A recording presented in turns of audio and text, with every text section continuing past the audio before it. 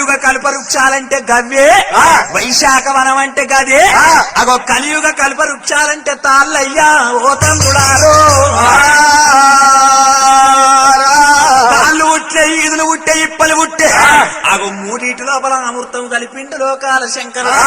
నా కొడుక నువ్వు పుట్టుగౌడవు, అగో పూజలు ఎక్కువ ఉండాలి, ఒక తడిబెడి తానము చేసి కలియుగ కల్పవృక్షం చుట్టూ 5 చుట్లు పరిరక్షణ చేసి ఆనందమైనటువంటి ఒక మాటతోటి నువ్వు గోరుతోటి ఒక గీత పెడితే అగో సుర సుర సుర సుర సుర వంగి వత్తదిరా కన్న కొడుక.